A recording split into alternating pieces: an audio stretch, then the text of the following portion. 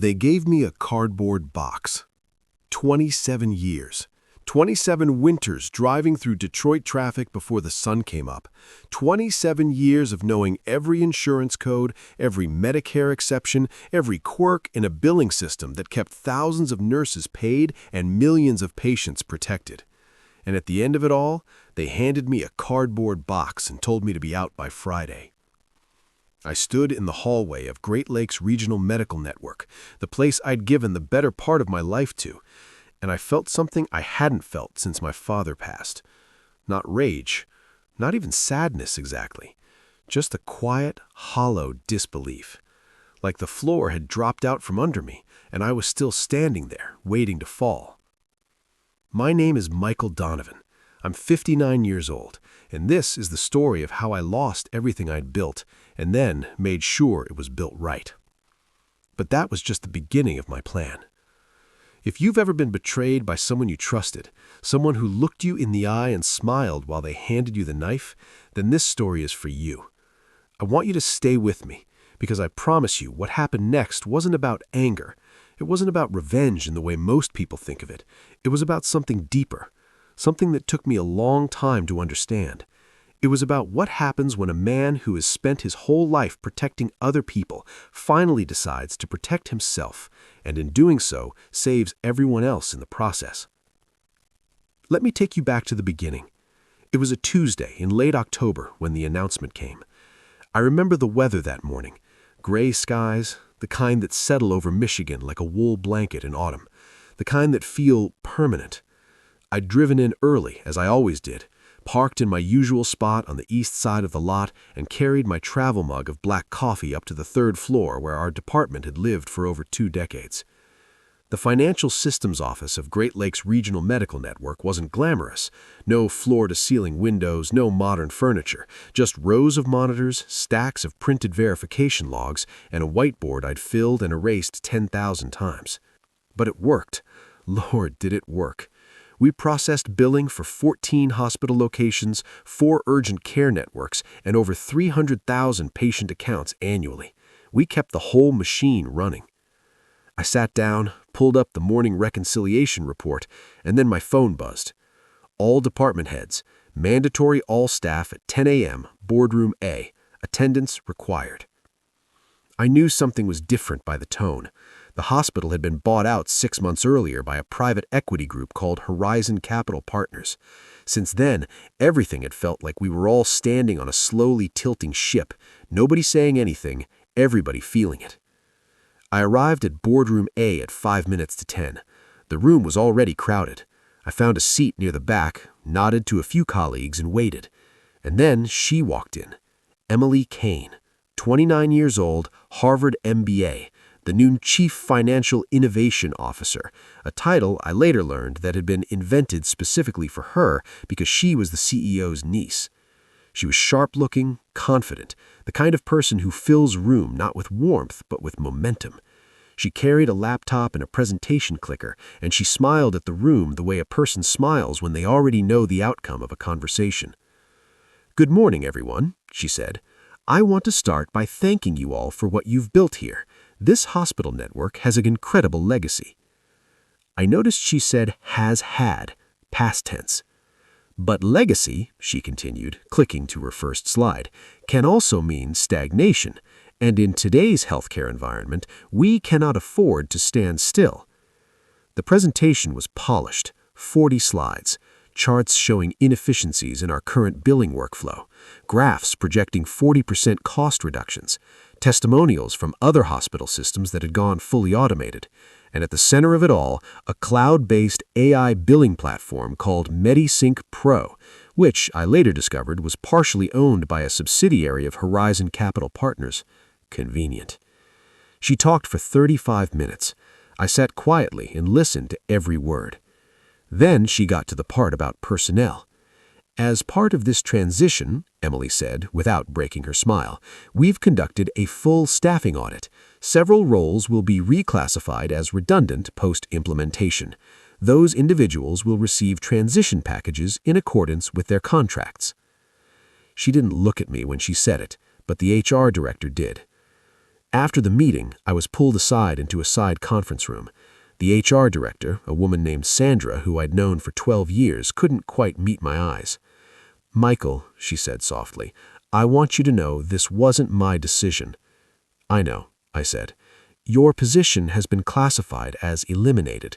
The new system will handle everything your department currently manages. You'll receive a full severance package, 27 weeks."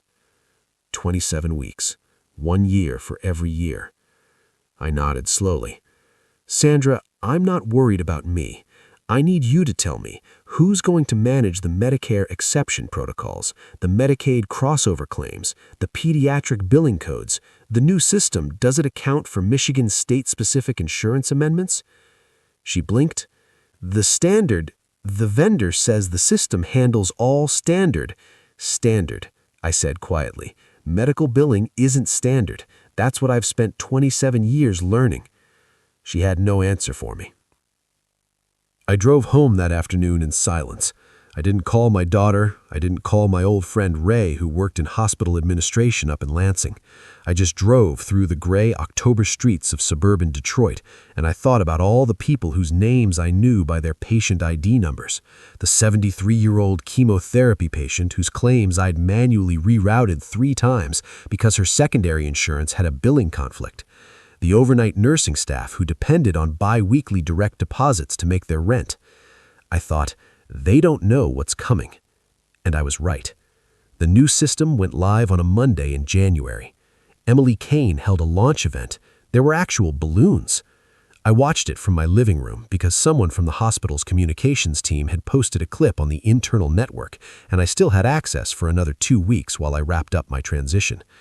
Emily stood at a podium and announced that MediSync Pro would deliver billing accuracy of 98%, reduce claim processing time by 60%, and save the network an estimated $4 million annually. People applauded. I turned off the screen and went to make myself some tea. By Wednesday of that same week, my phone started ringing. The first call was from a nurse I'd worked with for years, a woman named Denise. She was a charge nurse on the oncology floor. Quiet, steady, the kind of person who'd worked double shifts during the pandemic without complaint. "Michael," she said, and I could hear the strain in her voice, "my paycheck is wrong. It's $400 short. I went to payroll, and they said the new system is still calibrating." "Still calibrating," I repeated. "Do you know what I should do?" I told her to document everything in writing, send emails, keep records. By Friday, I had heard from 9 more nurses. Some were short hundreds of dollars. 2 had received 0. The system had failed to process their direct deposit entirely. The union rep, a big, soft-spoken man named Carl, left me a voicemail that I still remember word for word.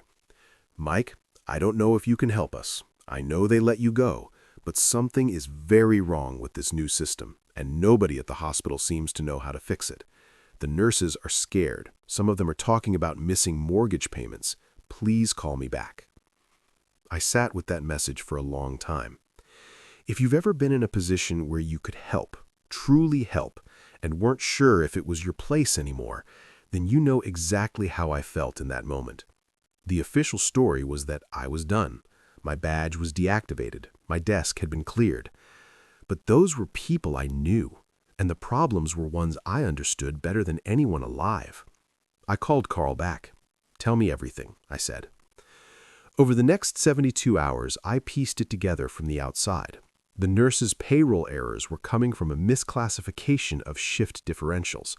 The new system had been coded to recognize standard hourly rates, but not the hospital's legacy overtime structure, which had 17 separate pay categories negotiated into the union contract over 20 years. MediSync Pro had simply ignored them, flattened everything into a single rate. But that was only the beginning. By the second week of January, the Medicare billing failures started surfacing. Claims were being rejected by insurance carriers at a rate of nearly 30%, far above the industry threshold of 5% that would trigger federal scrutiny. The rejection codes were indicating wrong procedure classifications on outpatient chemotherapy billing. I knew immediately what had happened. Medicare has a specific set of exception protocols for oncology billing under something called the Outpatient Prospective Payment System. The codes are complex, they're updated annually, and there are state-level amendments that Michigan had implemented 2 years earlier. I had personally overseen the integration of those amendments. They were buried in 17 pages of technical documentation that apparently no one at MediSync Pro had read. The hospital received formal notice from its largest insurance carrier that $42 million in pending claims were being placed under review. $42 million. The local news picked it up. A reporter from the Detroit Free Press called it a catastrophic failure of the hospital network's new automated billing system. There were photographs of nurses outside the hospital holding signs that read, "Pay us what we're owed." Emily Kane held a press conference. She called it a temporary technical calibration challenge. She did not use the word failure. 3 days later, she called me. I was in my kitchen making eggs when my cell phone rang.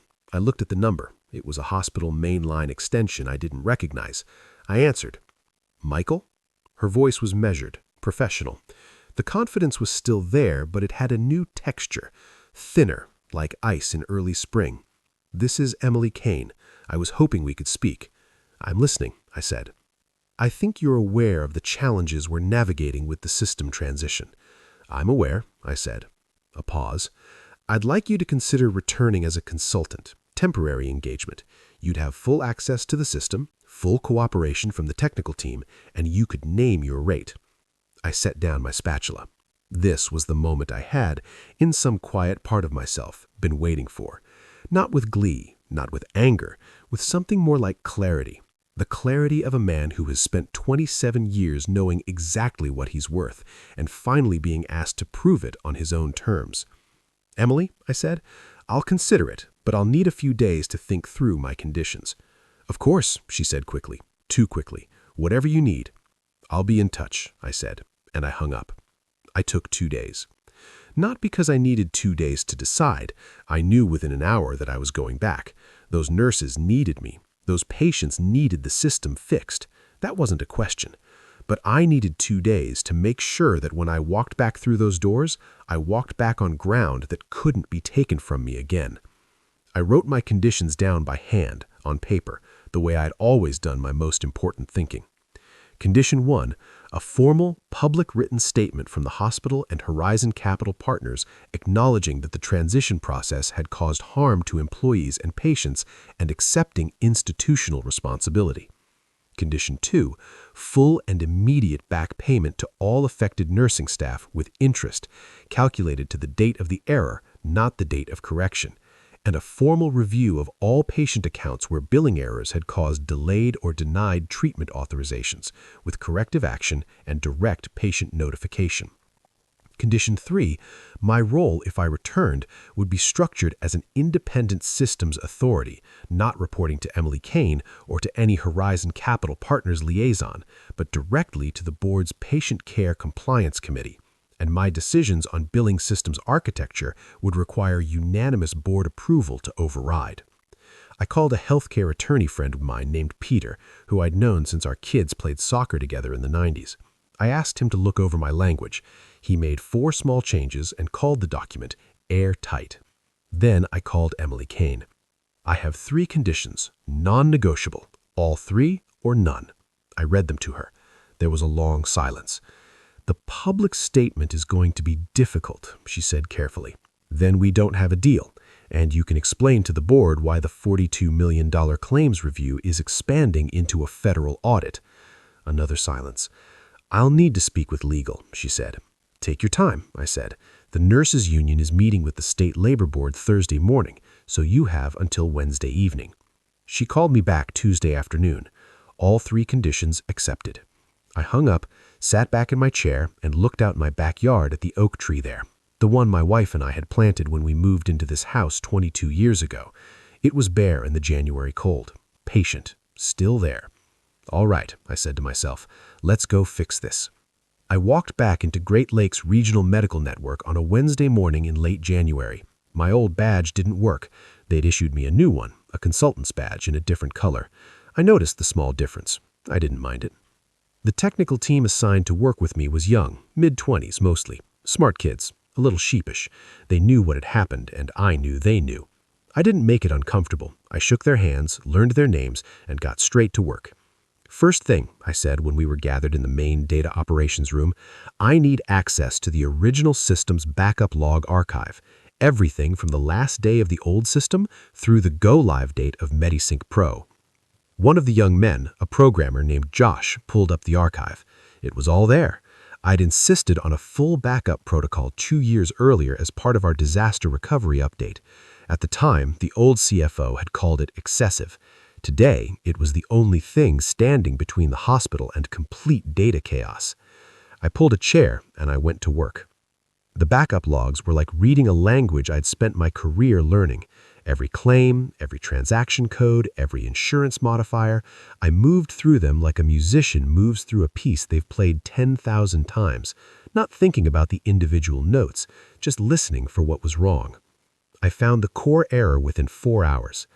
MediSync Pro had been programmed with a standard Medicare billing taxonomy, the national baseline, but Michigan's Department of Health and Human Services had issued a state amendment 18 months earlier that changed the qualifying modifier codes for outpatient chemotherapy claims under Medicare Advantage plans. The amendment was 11 pages long. It had been flagged in our old system and manually integrated by my team. MediSync Pro's implementation team had simply not found it, or not looked for it. 37,000 claims had been filed with the wrong modifier codes. I called Josh over and explained what I'd found. I watched his face as he understood the scope of it. "How do we fix it?" he asked. "We write a correction script that remaps the modifier codes across all affected claims and generates a batch resubmission file for each carrier. Then we manually verify the top 500 highest value claims by hand, line by line, before we submit anything. We don't move fast, we move right. That's going to take about 30 hours, I said. Maybe 36, so let's not waste any more time talking about it." We worked through the night. I sent the young team home in rotating shifts to sleep, but I stayed. I've never needed much sleep during a crisis. There's something in me that sharpens when the stakes are real. My wife used to say I came alive during emergencies in a way that both impressed and slightly terrified her. By Thursday evening, the correction script was complete and verified. By Friday morning, the resubmission files were queued and the first batch was processing. At 11 a.m. on Friday, I walked into a full board meeting that had been called at my request. The room was everything my old office wasn't. Floor-to-ceiling windows, long mahogany table, 12 faces looking at me. Board members, legal counsel, the Horizon Capital Partners representative, and Emily Kane sitting 3 seats to my left. I didn't use a PowerPoint. I stood at the head of the table, and I spoke for 14 minutes. I explained what had gone wrong, technically, in plain language anyone could understand. I explained how the backup systems had allowed us to recover the data. I explained the correction process and the timeline for full resolution. And then I set down my notes and I said something I had not planned to say, something that came from somewhere deeper than my professional preparation. "I want to say something that isn't in the technical report," I said. "The nurses on this network's oncology floor, people like Denise, who I've known for 11 years, they missed mortgage payments this month because of an error that was entirely preventable. Elderly patients receiving chemotherapy had their insurance authorizations suspended for 2 weeks because of billing code mismatches. These aren't line items, they aren't inefficiencies, they are people. And in healthcare, the systems we build exist for one reason, to make sure people get the care they need, and the people who provide that care get what they're owed. This network's billing department is not a cost center to be optimized. It is the foundation on which every clinical outcome in this building rests." The room was very quiet. "Medical billing," I said, "doesn't run on algorithms. It runs on expertise. And expertise is not a disruption. It's the thing that holds the door open when everything else fails." I picked up my folder and I said, "That's all I have." If you've ever stood in a room full of powerful people and said the true thing quietly, you know how that silence feels. Not comfortable, but right. Entirely, unambiguously right. The board voted that afternoon. The public statement was issued the following Monday. It appeared on the hospital's website, in the local press, and was sent by certified letter to every affected employee and patient. It acknowledged the system failure, accepted institutional responsibility, and outlined the compensation and remediation plan. I read it twice. It said what it needed to say. The back pay for the nursing staff was processed within 5 business days, with the interest I had specified. I personally reviewed the calculation methodology before it was submitted to payroll. Every nurse received what they were owed, down to the last dollar. The patient accounts, all 37,000 affected claims, were fully resubmitted over the following 3 weeks. The insurance carriers, upon receiving our detailed correction documentation, moved the accounts out of review status. The $42 million hold was lifted, not all at once, but steadily, like a tide going out, until the numbers on the receivables report looked the way they were supposed to look. And Emily Kane? She wasn't fired. I want to be clear about that. She wasn't fired, and I didn't ask for her to be. That was never my condition, and it was never my goal. What I wanted was accountability and correction, not destruction. She was reassigned to the Strategic Planning Division, where she would work on long-term growth initiatives without direct operational authority over existing systems. Whether that felt like a demotion to her, I can't say. I imagine it did. But I also imagine that if she's as intelligent as her credentials suggest, she learned something in those weeks that no business school course had ever taught her. That the people who have been doing something for 27 years know things that aren't in any presentation. That expertise accumulated over decades is not inefficiency, it's institutional memory. And institutional memory in a hospital is the difference between a patient getting their treatment covered and a patient going without. I heard from her once more about 3 weeks after the board meeting. She appeared at the door of the office I'd been given, a small, quiet space near the compliance division, and knocked on the open door. "Do you have a minute?" she asked. "Sure," I said. She came in and sat down across from me. She was quieter than I'd ever seen her, smaller, somehow, without the momentum. "I want to apologize to you," she said. "A real one, not a press release. I came in here thinking I understood what this place needed. I had data, I had projections, I had a system that had worked in other networks." "The system wasn't wrong everywhere," I said. "It probably would have worked fine in a different configuration. You used the right tool for the wrong context." She looked at me for a moment. "You're being more generous than I deserve." "Maybe," I said, "but I've been here long enough to know that no one gets better by being humiliated. You made a serious mistake. You've seen the consequences. That's the lesson. What you do with it is up to you." She nodded, and then she said something that surprised me. The nurse, Denise, she came to me. She didn't yell at me or threaten to go to the press. She just sat down and explained what 2 weeks of missed pay had meant for her family. Her son is in community college. She was covering his tuition out of pocket. She had to call him and tell him she might not be able to pay the semester's balance. Emily paused. I've thought about that conversation every day since then. I let the silence settle for a moment. "That's what this work is," I said. "Every line in that billing system is someone's life, someone's kid's tuition, someone's medication, someone's mortgage. When you understand that, really understand it, you become a different kind of professional." She left a few minutes later. I don't know what became of her after that, but I hope she remembered that conversation. If you've ever had to confront the gap between what you thought you knew and what you actually understood, then you know the moment of reckoning, however painful, is also the beginning of something better.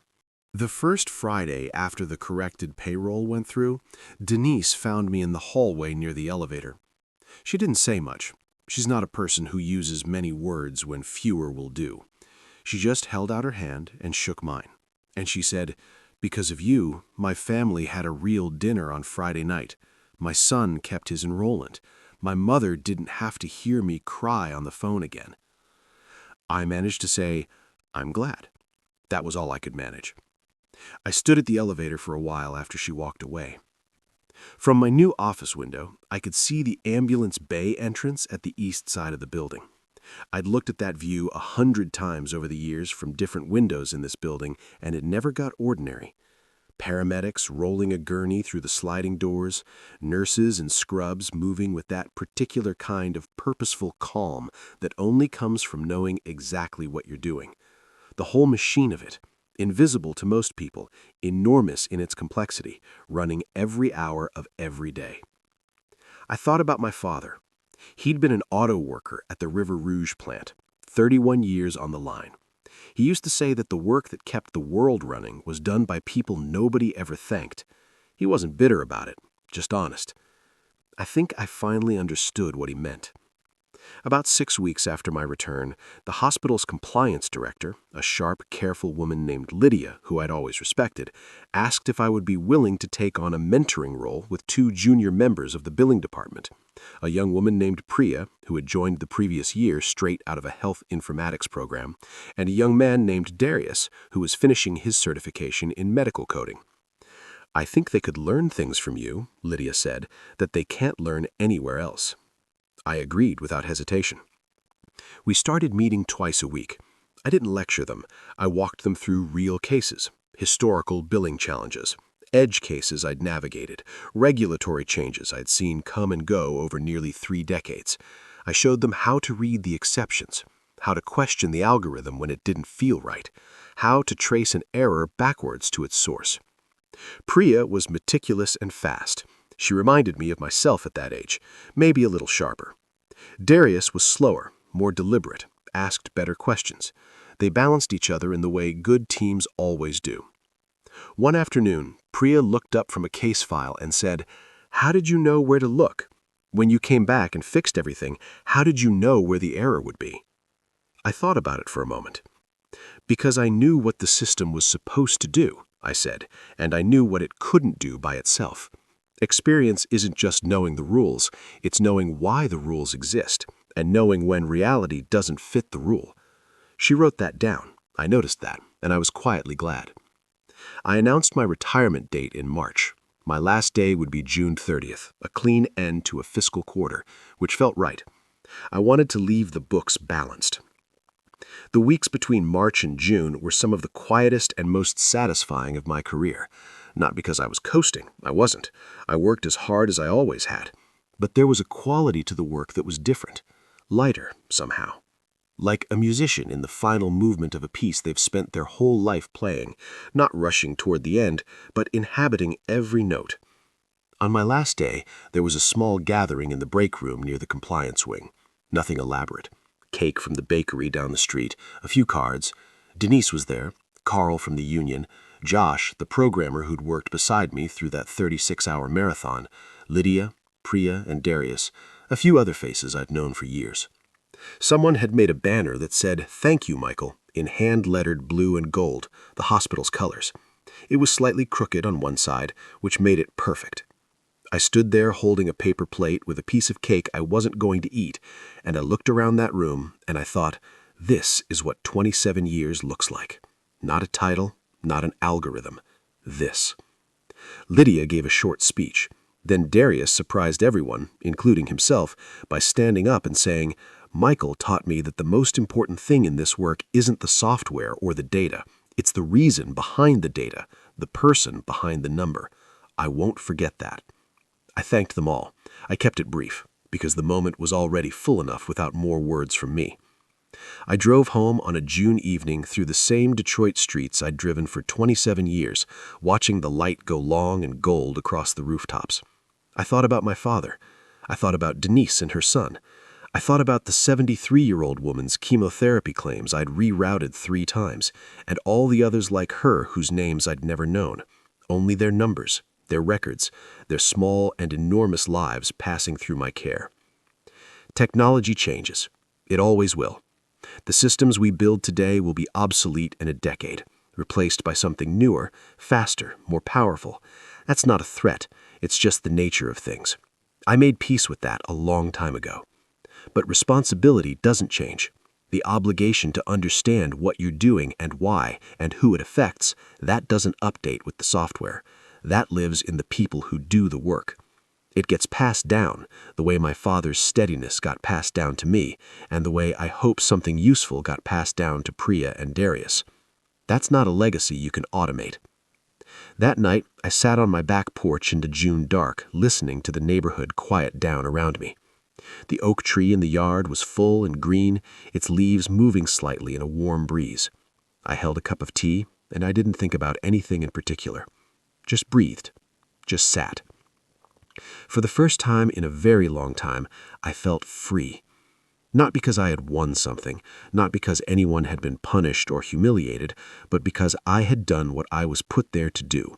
Protected the people who needed protecting, and I had done it on my own terms, with my own hands, without compromising a single thing that mattered. The work was done, and it had been done right. Technology will always change, but accountability never does. What would you have done?